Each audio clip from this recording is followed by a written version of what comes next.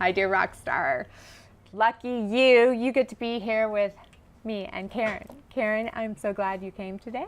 Thanks for having me. Yeah, it all worked out. We've been trying to make this happen. Sometimes I know the person that sits in this seat. Sometimes I know the people that know this person. That's a situation with you, right? Mm-hmm. Kyle Steele, yes, it finally happened, right? So anyway, tell people a little bit about what you're up to right now, what you do. So I guess in life, I'm a girl rebelling against tragedy. Yeah, girl rebelling against tragedy, Yeah. Okay. I am taking something that caused a lot of pain, that caused a ripple effect of pain. Yeah. I have turned it into a purpose, and I'm paying it forward to others. Oh, that's very cool. Okay, so your business is called the Grief Consultant. Yes. Yeah. Well, let's spin away from there and go back to what brought you here. Sure. So the situation that has led you here was what? So when I was 29, my husband was murdered. And at the time I was working as a corporate recruiter. Such a huge statement. Yeah. You know, I've had to, some people say, how do you say that without crying? I don't know if you can tell, I'm still holding back the tears 3 years later, because it's one of those things where it's a story that you hear and you never think, oh, that doesn't happen to me, and then I am that it happened to me. So so you come home and your husband is... So what happened was we owned a CrossFit gym, and he was a trainer. It was his passion to help others. He never turned anybody away, even if they couldn't pay, because he knew that people wanted to invest in their health, and being there is a time investment. And so we were always there as a family. We dedicated our box to the Lord. We had scripture of the week on there. We were on fire. And one day I happened to have interviews for an executive level position. And I could only do it after hours because executives can't take time away during their day to do a phone interview. And you guys were living where? We were living right outside of Orlando. Okay. And so I went to pick up our kids. My son was 2 at the time, and my stepdaughter was 7. And I went to pick them up from the gym. I said bye, put them in the car. I got home, I was on my first interview call. I was actually a little bit towards the end of it, so my cell phone was going off. I was using the house phone. And I didn't look at it, of course, but it kept going off for a while. So I finally turned it over, and it was a lady who was calling from the gym, a friend of ours. Immediately, I'm thinking, because I know that I've ignored it for at least the last 5 minutes, maybe Richard fell off the rig, maybe he hurt himself. Immediately, I thought, well, if she's calling that much, he didn't just break his arm and he could verbally say, you know, call my wife, or it's okay, or do something else. So maybe he hit his head. You know, I really didn't know. But I happened to ask the candidate a question, and I knew I was going to give him enough time to answer. And so I put him on mute. I answered the call, and I just heard screaming. I don't remember exactly what she said, but I just remember hearing shot, and immediately my entire body started to convulse. So I had to bring my emotions down enough to get back on the phone and say to the gentleman, thank you so much for your time. We'll give you a call in the next few days. Meanwhile, I had actually dropped my stepdaughter off with her mom because she was going to spend some time there, and then my husband was going to pick her up on the way home. But my 2-year-old was sitting right there with me. So I picked him up and I started bouncing him. I didn't want him to feel my body. And I walked him over to a neighbor. I said, I don't know what happened. I just need you to take him real quick. And started flying 100 and something down the freeway. And it wasn't until I got to the light right before the gym that I thought to myself, why am I not on my way to the hospital? And so it didn't really hit me then. I actually don't even remember who told me. The rest, a lot of that night, and really for the next 15 months, is trauma. It's a blur. It's a fog. So yeah. So murdered inside your gym. Somebody walked in while he was teaching a class. I can tell you right now, I really protected myself to not ask a lot of questions about what happened, because you know, if you see something, that vision gets burned into your brain. So I don't know a lot. All I do know is that he didn't see it coming, and he was gone instantly. He was shot in the head. And did they catch the person? No, still nothing almost 3 years later. You said it so right. These are things we read about. We never, very few of us have to walk through them, right? Yeah, yeah. Wow. So how did you work through? Man, I guess there's no roadmap to grief, right? Grief really comes when you expect things to be different, better, or more. So when you're blindsided by something like this, you feel paralyzed. Yeah. If it weren't for my son, Yeah. and I know this is a hard thing to say, but if it weren't for my son, I see how people decide to not live anymore. Yeah. There was one day that I finally said to my friend, I said, isn't there a happy pill? Like, something where I could just like get back to normal. And she said, well, let's go to the physician. You know, there are antidepressants. Let's see if there's anything that you need. And so I went to see the physician, and she prescribed an antidepressant for me. And I went home, and I had the bottles in front of me, and I was bawling. You know, has my life come to this? But I said, I have to be able to do something. Like, I need something. I thought it would snap me out of what I was feeling. Give you a step up. That's to start to almost be coherent, because I was so numb. Yeah. So day 2, I was laying on my bed. I don't think I even realized that I'd been in the bed for 2 days. And my son walked in, and he said, Mommy, are you going to eat? A 2-year-old. And so in my head, I said, Karen, you can either give up or you can get up. Yo. And you can either give up or you can get up. Yeah. Yeah. Powerful. Yeah. I think it's interesting how when we have kids, I've had some trauma, not that type of trauma, but I also feel that back in my most traumatic moments, my kids were this anchor of purpose. Yeah.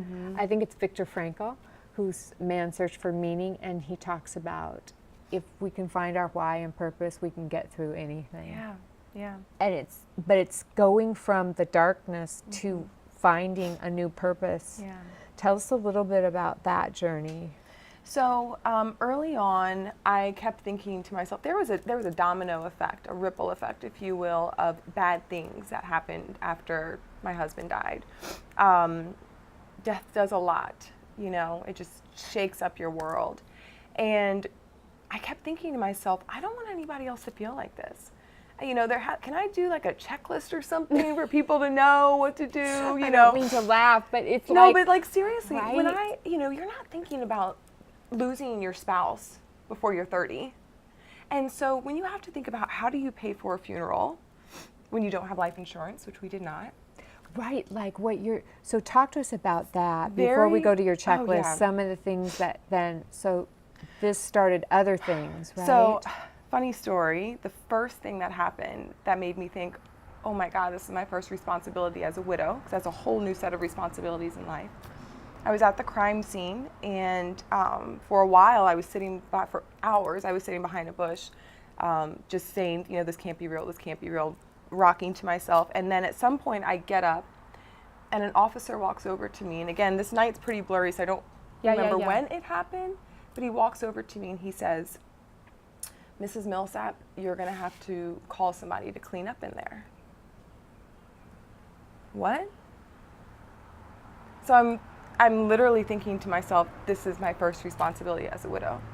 So my pastor at the time was standing right next to me, and one of my girlfriends was standing right next to me, and I'm just looking at him dumbfounded. Yeah, like. And I said, well, you all don't do that? And he said, no. And I said, well, how do I even figure that out? Where do I even go? And his response was, you could look in the yellow pages. And so I realized that there was nobody who's going to be able to help me through all of this. Yeah. That was one of them. No advocate of like. Nothing. Yeah. Nothing. Everything changes when you lose your life partner, you know, your teammate, the person who helps you through everything.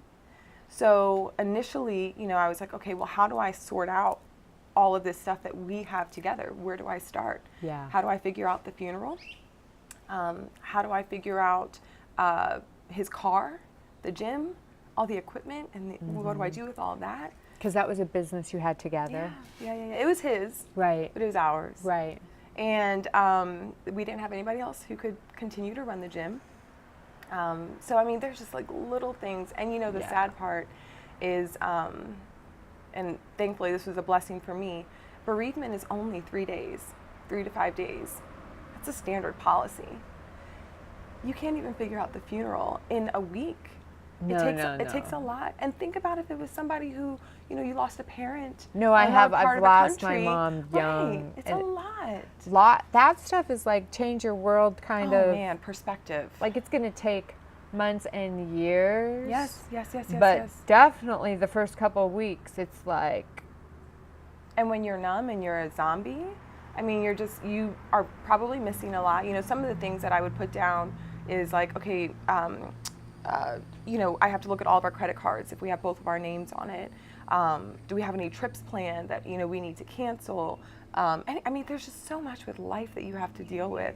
So for you, though, I really think this is a interesting thing. So tell us about what did you do personally then that next year or so?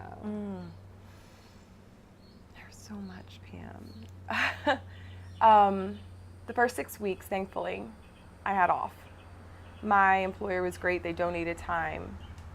I immediately went to a counselor, and I realized that even with my friends who would just come and lay on the floor with me, I just didn't have the words to express to anybody what I was feeling. I was very numb. Mm-hmm. I isolated myself. I went through the movements. I was on autopilot because I had a child to take care of. Yeah. I was totally disconnected. I actually received a lot of criticism and judgment for not grieving enough. And it broke my heart because, you're not in my shower. Yeah. You're not in my bed. Yeah. So how can anyone speak into how I grieve too? Right. Or where I grieve. Right. So I felt like I had been stripped of everything. And a lady from the church gave me the book Jesus Calling. But I'll be very honest, I couldn't go to church. I tried about a month later, and I couldn't get through praise and worship. I walked out. I was just consumed with grief. But I'll tell you, that first night, I was walking down the street, and I looked up and I said, God, how dare you? How dare you take a servant? If you want me to believe in you, you need to become audible to me. I don't want to guess. I don't want to think maybe this was you. You need to be deliberate in what you are telling me, so much to the fact where it'd be undeniable that it was you. And I demanded that of him, and I waited, and I was like, okay, no burning bush. There's nobody coming back from the dead. I mean, Yeah. So I went home that night, and I was sitting out on my balcony, and I happened to look out, and for the first time in my life, I saw a shooting star. And I said, God, I just need to know he's in heaven. Okay, things happen in this world. Just let me know that I'm going to see him again, and then I'll be okay. Then I can get through this. But when I saw that, I thought to myself, that wasn't you. You can't do it again. And I saw a second one immediately. So I had that confirmation very early on to say that I'm not going to leave you. I'm going to be with you every step of the way. And then no matter what I did in that first year, even if I wasn't coherent, and I'll use that term loosely, but even if I wasn't coherent, he held me, he protected me, he provided, he guided me, he filled me up in those moments. So your faith, oh man, got you. I have an anchor on my back, because I can tell you that when you're anchored as a boat, when you imagine this, the anchor's down, there could be a storm, you're all over the place, you're tossing and turning, the boat looks out of control. That's exactly how I felt. But there was something, and that was my faith that had me anchored. No matter how much I was tossed around in that water. So tell us, what was the journey like to decide I'm going to turn this in to actually helping people with grief? Yeah. So what happened was, I initially had this vision of just being able to talk about all of the craziness that had happened. And this might have been maybe 6 or 7 months in. So I wasn't anywhere close to acting on it, but I started to talk to God about it, to say, what is this? What are you showing me? What am I supposed to do? I'm really nowhere close to that, but I just want to be obedient. Real quick, the biggest lesson I learned was that we have no control over this life, but we do have choice. Oh, wow. So- Your biggest lesson Yeah. in the loss of your husband was? We have no control over this life, but we do have choice. Yeah. And what does that mean for you? We have choice. Well, in that moment, I realized there's nothing I could have done to see this come. But at this point, what am I going to do about it? I had my son, and he was either going to lose both parents, or I could show him that in spite of a tragedy, that you can choose to make something of it. And that's where I learned choice. Okay, what am I going to do? That's the give up or get up. Yeah. So when I started to think about, when I felt like God started to show me, like, you're going to have to talk about this, and as you can see, it's still hard because for a long time I didn't. And I can't imagine that it wouldn't be hard. I don't think it's ever going to be easy to say, and I've accepted that because I've tried to be strong, but I've accepted it's never going to be easy to say.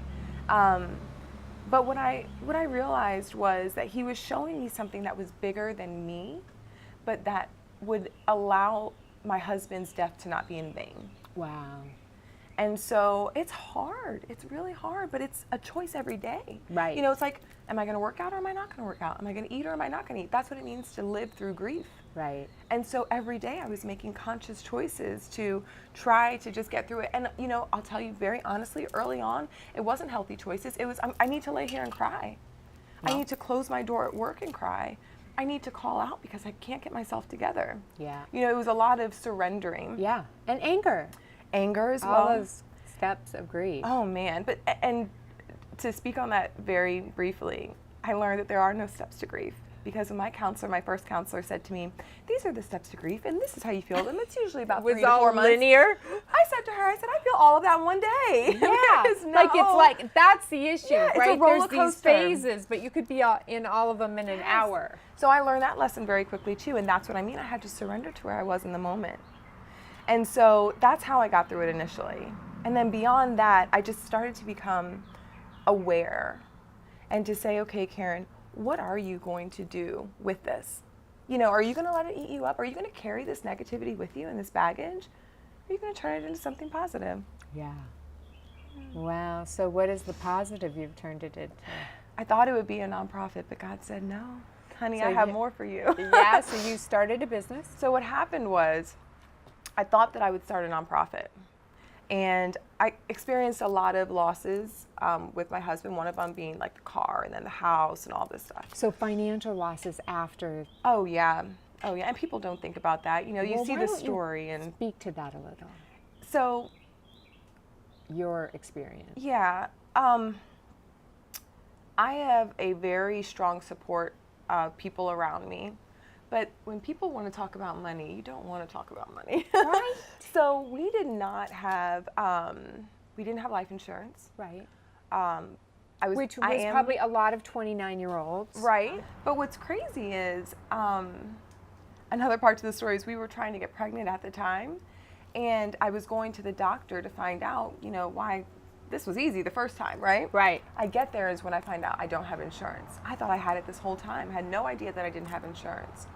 Well, 2 months later, Richard died, but I didn't have any insurance. I didn't even have it through my company. We didn't have life insurance through Yep. any means. Yep.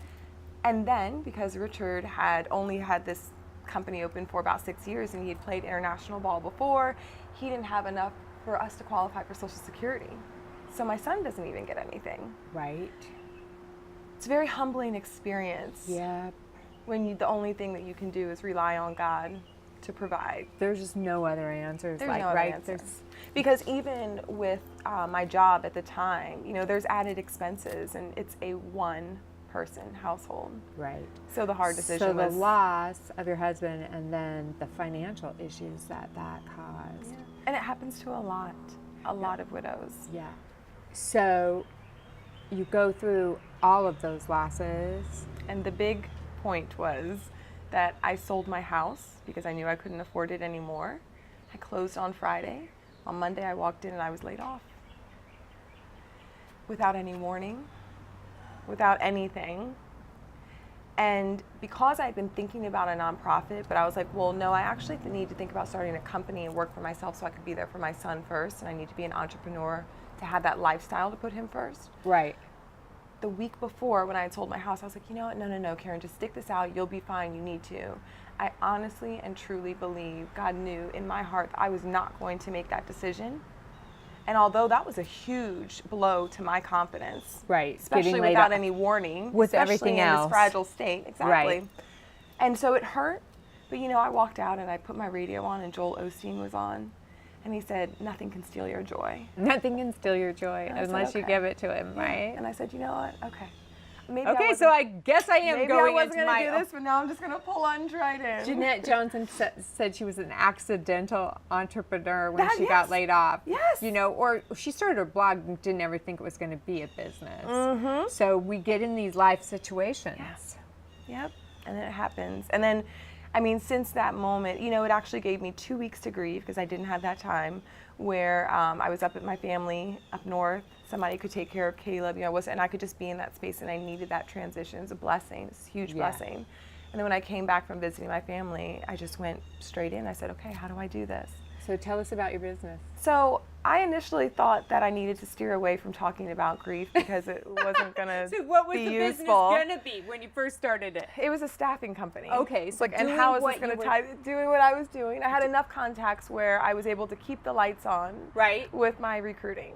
And about 6 months into it, a friend of mine said, Karen, I'd really like for you to think about how you can make this a business. I hear your passion. I see your passion. And so I spent about 3 days. I meditated and I said, God, what do I do? All of a sudden, these numbers, these websites, these books were just introduced to me. And then I said, okay, I'll do this. And so I had enough savings for the rest of the year from the contracts I'd closed the first part of the year, where I connected with reporters who had covered the story of my husband. And I said, I started a company because of this, and it's to help widows transition back to the workplace. Yeah. Well, as soon as I started getting out there and talking about it, and I started to validate this idea that I had. Right, you were doing market validation. Discovery and market validation at the same time. And it was messy, but that's being an entrepreneur. But as I got out there, I realized that it's not just a widow. And it was one of the men who was actually a cameraman. He said, when I lost my son, they were amazing. They helped me at this. And I'm telling you, that's really what started it, because I have friends who have gone through divorces, and the emotional distress was very similar to what I was going through. So I realized that when you have such a major life-altering change, you're grieving that, whether it was a death or not. Yeah. You grieve that. And so a few months of refining all of that, and then I finally had the grief consultant. The grief consultant. The grief consultant. And what does the grief consultant do? So we facilitate workshops with organizations. We go in and we really teach the heart of the organization, their HR team, about grief. And I've created this concept of practical empathy. And there are 5 pillars to practical empathy. And with those, the employers are well equipped, the line managers and HR are well equipped to walk with their people through life's toughest times. And that's really what it is. It's really about ending suppressed grief. Yeah. And you have a huge why. Yeah. Huge. What are 3 pieces of advice you'd give to someone that's thinking about starting something? The first thing I would say is do it, because I wasn't going to, and I'm so glad that I did. So just do it? Yep. First thing is just do it. Just jump in and do it. The second thing is just know that it's going to be a refining process for at least the first year. When you're talking about stuff. I'm sorry. Well, yeah, but what I mean is when you think of an idea and you're like, this is going to work, you're going to get slaughtered. And if you don't have the time, the courage to get through that. Not completely slaughtered. Yeah, no, you will, because you think it's your baby and you're like, this is it. But what's so good about it is during that refining process, even though it's hard, you are growing exponentially. You continue to get into these gray spaces because you're not really sure the entire time you're in a gray space, and then you get that moment of clarity only to put you into a new gray space because you realize you have more to learn and more to do. You deal with uncertainty. Yes. So I would say expect to go through a refining process, and that's okay. 2. That's okay. And then the last thing I would say is just to have courage. You have to have courage along the way. You have to be able to pick up the phone and talk to people and get that feedback. And for me, I lean into networking. You have to have courage to talk to people about something they've never heard before, especially if you're pioneering in a new space, which if it's a new product or service, you always are. Yeah. So it takes a lot of courage to be an entrepreneur. But man, if you're feeding yourself the right way with the right people and books, and you'll continue to have that. So as we start to get ready to close, where can we find you online? So online, you can find me. All my social media handles are The Widow at Work. Okay, The Widow at Work. The Widow at Work, that's me. And you can always visit the website for any information about the company, and that's The Grief Consultant. What a powerful story, like, right? Yeah. And so much heartbreak and tragedy and loss. And now you are so deeply experienced at that. Mm-hmm. You can become Thanks, a, I feel of old service. too. No, like, right? I do feel old though, having lived that much in a couple of years. But the thing is, had you not gone through it in the way you did, like not numbing, right? Mm-hmm. You can now bring that to the world. And so, as tragic as it is, and I do believe life is tragic, mm-hmm. and I also believe it's exhilarating, mm-hmm. but to be able to stand with someone that's in the tragedy, mm-hmm. and know that there could be another moment of exhilaration. Yeah. Right? You know, I think that we're all kind of bound together through suffering, because we all experience suffering in different ways. Yep. Sometimes we try to downplay it and say, oh, it's a first world problem, I'm not going to stress about that. But you know, it's still things that we go through that create this desire to want to feel whole, because we've been hurt in some way, or we've been offended, or we feel a victim, or what have you. So we're connected in that suffering piece. But I think the biggest thing for people to take away is that suffering is universal. Yes. Grief is universal. Grief has absolutely changed my perspective on life in so many ways. I mean, you know, little things like I don't carry around negative baggage with me anymore. And I was probably not the best wife when it came to nagging, right? But it'd be something small, it'd be something little. But it's like, if somebody cuts me off, that's okay. You know, I don't carry that around. I really understand how short life is, and so positivity, you know, that's huge. So I don't carry around negative baggage. You know, I don't get offended because I realize now that I've experienced this pain, I have more compassion for people who are experiencing pain, and I don't write it off with a time frame or, you know, not understanding their relationship, and so you should be over. You know, I don't have any of those expectations. So I think that just generally, I feel like for the rest of my life here, will be able to enjoy an abundant life because I have seen the value of life. And with that, thank you for sharing your story. Thank you for having me. And thank you for being such a light.